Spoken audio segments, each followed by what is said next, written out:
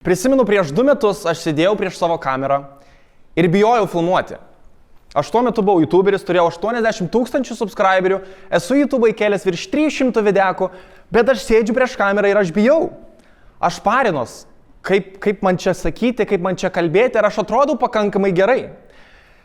Ir prisimenu, tuo metu internete rašė nemažai žmonių tokių komentarų, kad senas Martas buvo geresnis Martas. Tai prieš 4 metus, o šitas naujas Lievas. Ir aš prisimenu šie komentarai, mane pradėjo erzinti, aš sakiau, ne, taip nėra, naujas Martas yra geresnis Martas. Ir man kažkas atsitiko, turėjau tiek daug subscriberių, tiek daug videkų įkėlęs ir visas tas heitas pagaliau iki manęs dėjo. Kas man atsitiko? Sugrįžkime truputėlį atgal. Prieš 5 metus, kai man buvo 19 metų, aš sugalvojau, kad aš įgyvendinsiu savo vaikystės svajonę. Aš tapsiu YouTuberiu, aš savo pasakiau. Bet biški baisu, ačiū už plojimus, biški baisu, ta prasme, ką čia filmuoti, ką čia sakyti į tą kamerą, kaip aš atrodysiu, ką žmonės pagalvos, ką žmonės mokykloje pagalvos. Bet vis tiek, aš sukaupiau savo visas jėgas, kurias aš turėjau ir aš įrašiau savo tą pirmą video ir jį įkėliau į YouTube. Pirmas mano video. Man dabar labai įdomu, ką žmonės manys, ką žmonės komentuos. Ir pakankamai greitai susidūriau su tokiu komentaru iš Tomo. Ir žinot, kai aš pamačiau šį komentarą, aš nesusireikšminau, nes iš tikrųjų aš jau buvau išmokęs tokią pamoką vaikystėje. Noriu jums papasakoti tokią istoriją. Kai man buvo 8 metai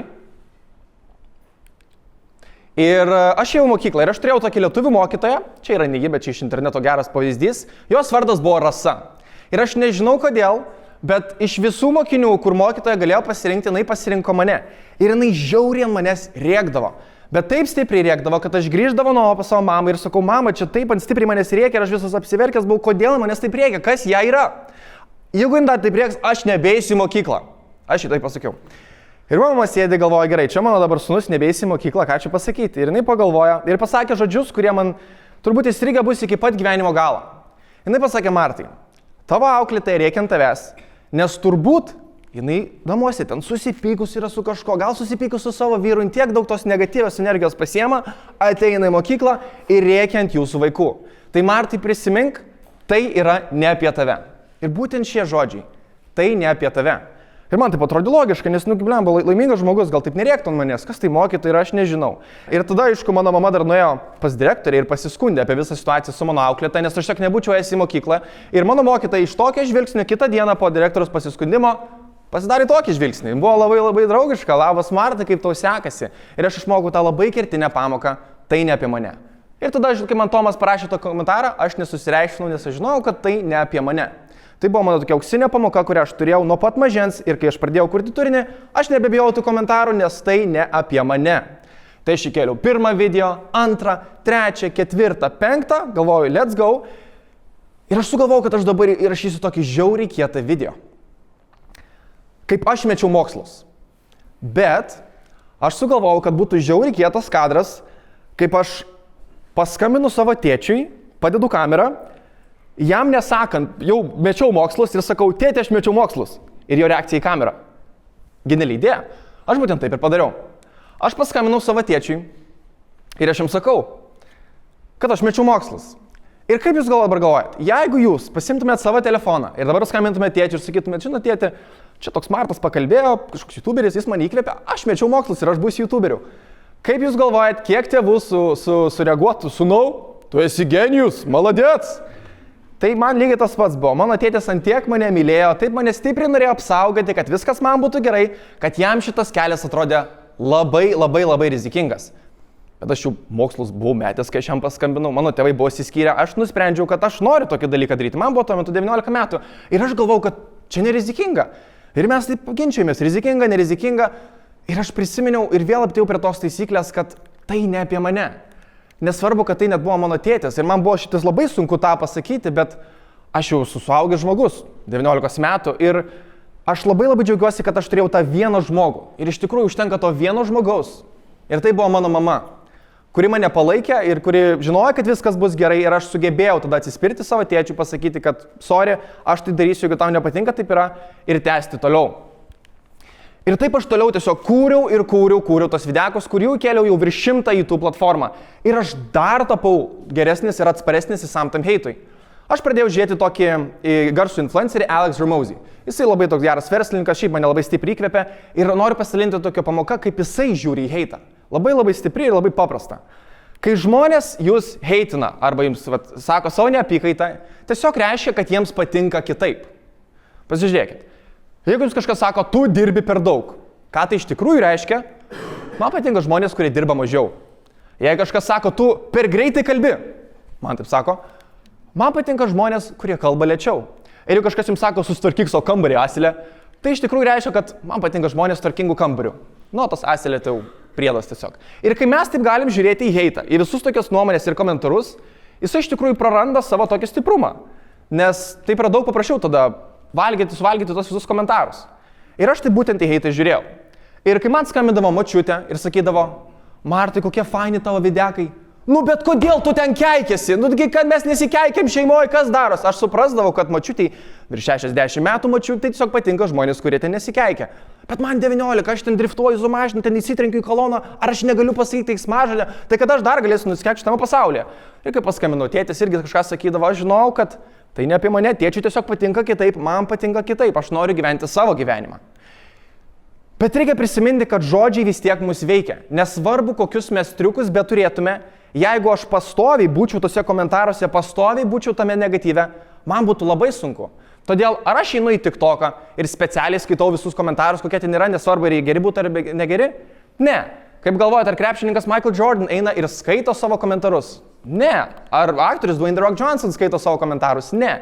Ir aš jau tai bent jau pasirinku gyventi.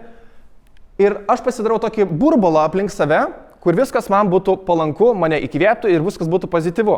Tada aš galiu labai stipriai augti, klestėti ir man nereikia leisti savo energijos ant kažkokio heito.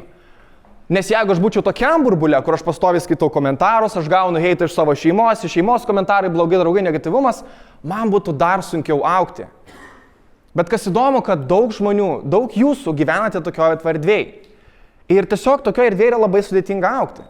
Įsivaizduokit, jeigu jūs esat gėlė ir jūs save pasodinate į dykumą. Jums ten bus labai sudėtinga augti, ten nebus kitų gėlių, jums bus labai vieniša, jūs ten gal ir augsit, bet labai lėtai ir bus labai sunku. Priešingai, jeigu jūs pasimtumėt save ir nueitumėt į kitą aplinką, pavyzdžiui, mišką, ten būtų daugiau gėlių, jūs nebūtumėt vienas ir ten daug galėtumėt stipriau augti. Todėl aplinka yra pats pirminis ir pats pagrindinis ir svarbiausias dalykas, ką reikia keisti, jeigu jūs norėtumėt pradėti tobulinti ir augti savo gyvenimą.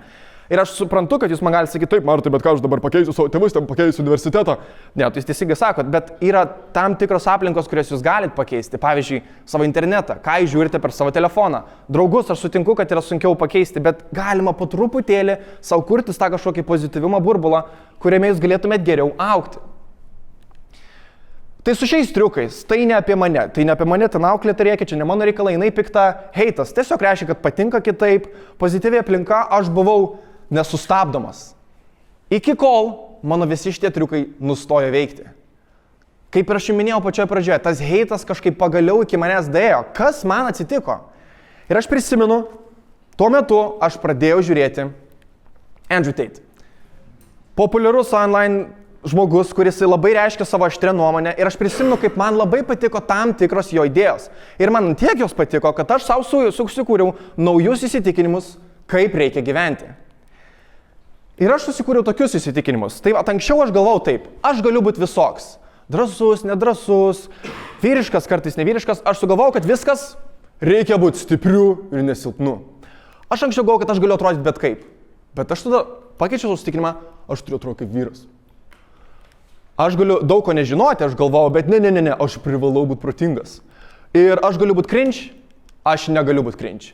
Tai buvo mano įsitikinimai, kurias aš viską pradėjau ir visą savo YouTube užsiauginau ir aš perėjau į šitą naują modelį. Ir aš susikūriau savo tokią gražią raudoną dėžutę virš savo galvos. Ir aš galvoju, kaip man reikia gyventi. Aš galų gale, aš buvau paauglys, aš augau, aš keičiuosi į vyrą, mano tėvai buvo anksti išsiskyrę.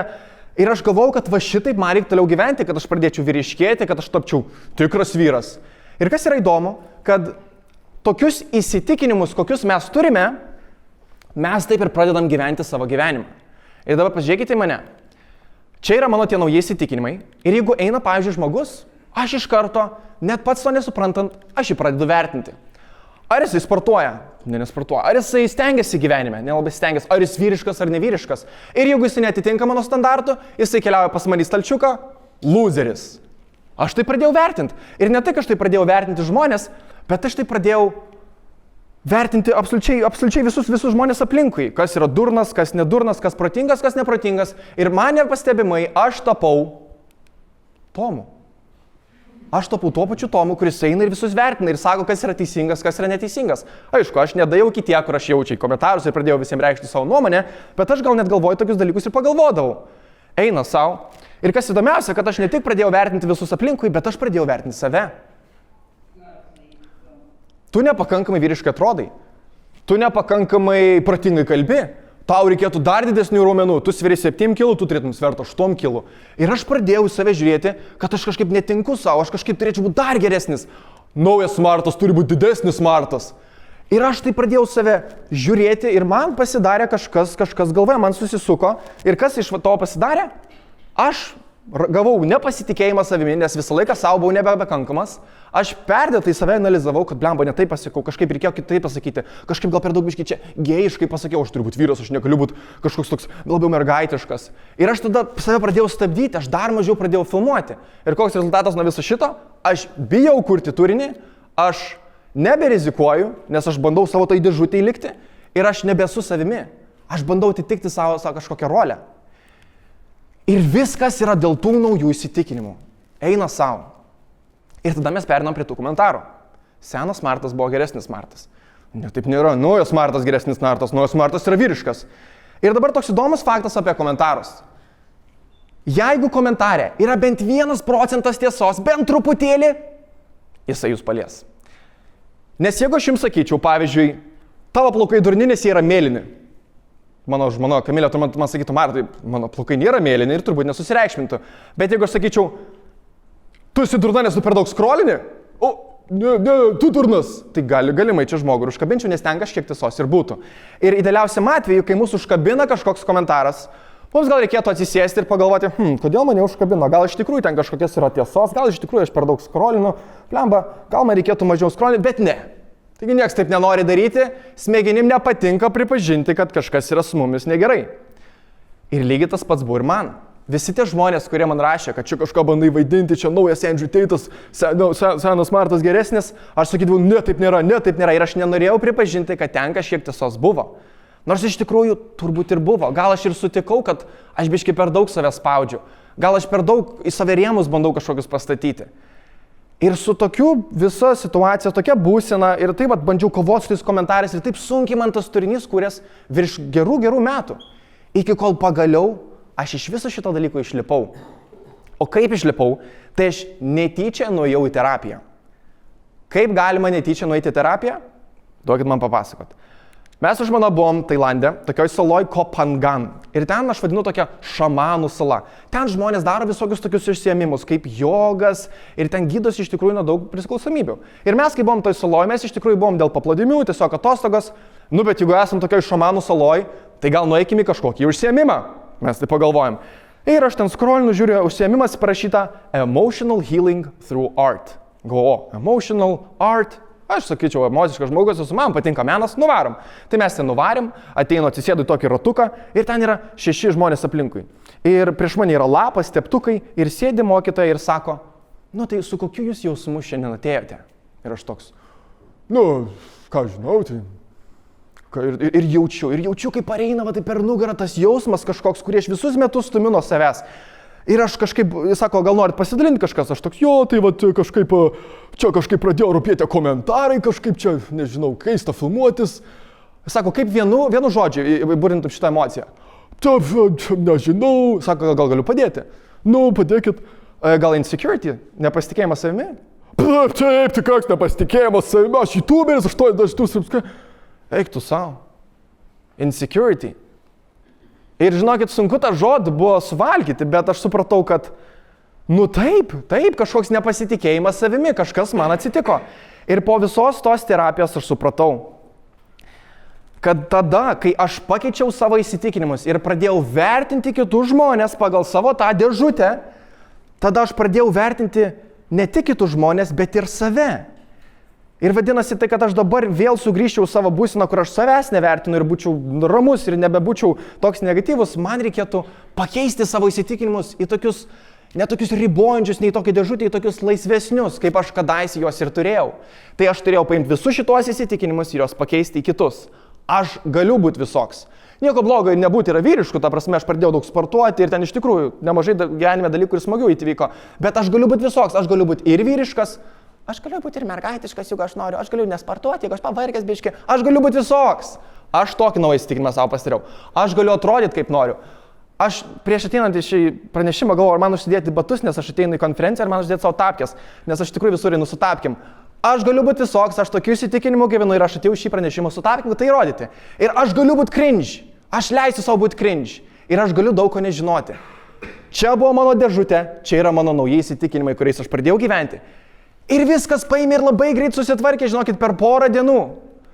Ir aš nebe žiūrėjau kitus žmonės ir aš nebevertinau, kokie yra. Netiesa, aš vis tiek juos vertinau. Tiesiog pagal naujus įsitikinimus. Eina kažkoks žmogus keistai, o ten turbūt daugiau. Ne, eina kažkoks žmogus fainas, gal jis pavargęs, neaišku, gal jis ten vakar gėrė, jam sunku, jis paliko išmetė iš darbo, visko gali būti su normalus. Ir aš šitai pradėjau vertinti žmonės. Taip labai laisvai, suprasdamas, kad visi yra skirtingose gyvenimo etapuose. Jeigu jis nesportuoja, nereiškia, kad jis yra durnas, jam gal sunku, gal jis vėliau pradės sportuoti, gal niekada nesportuos. Koks skirtumas? Ir kažkaip pradėjau vertinti žmonės, aš taip pradėjau vertinti save. Taip, Martai, tu nieko nežinai, tu gal kažką žinai, nežinai, tu gal stipresnis, nestipresnis, vyriškit, koks skirtumas leis savo būti savimi. Ir kai aš leidau savo būti visokių, man ir nebebuvo to pykčio, man nebebuvo to heito kažkokio. Ir visi tie komentarai, kurie anksčiau mane paliesdavo, gal senas Martas ir buvo geresnis Martas, jisai buvo jaunesnis, jis neturėjo dar žmonos, gyveno su tėvais, visus pinigus leidant tų vlogų, gal jis iš tikrųjų buvo geresnis. Bet dabar naujas Martas yra toks. Ir aš nebesakiau, kad ne, taip nėra, naujas Martas yra geresnis Martas. Ir mano klausimas yra dabar jums. Kaip jūs pasirinksite žiūrėti gyvenimą? Kai jūs matot žmogų, kuris bando, kuris stengiasi ar kažką naujo daro, ar jūs sakysit, loseris, cringe, pažiūrėk, ką tu darai? Jeigu jūs taip galvosit kitą kartą, kai jūs patys bandysit, tikėtina, kad jūs net nepradėsit bandyti, nes jūs bijosit suklysti, jūs bijosit tapti tuo loseriu, kurio jūs kitais vadinat, kad yra to loseriu. Bet jeigu jūs matysit tą patį žmogų, kuris stengiasi, bando ir sakysit, normalu, jam nesiseka, jis pirmą kartą bando, čia yra gyvenimas, visi mes jame esame pirmą kartą, mes aiškinamės, kaip čia gyventi. Kitą kartą, kai jūs patys bandysit, jūs leisit savo bandyti, jūs leisite savo būti savimi ir jums bus viskas gerai. Tai kokiais įsitikinimais jūs pasirinkate žiūrėti gyvenimą? Nes aš tikiu, kad tie žmonės, kurie yra cringe, kurie drįsta būti tokie keistais, kurie su tapkėm ateina į konferencijas ir panašiai, tie žmonės mus labiausiai įkvepia ir tie žmonės labiausiai pakeičia mūsų gyvenimus. Ačiū.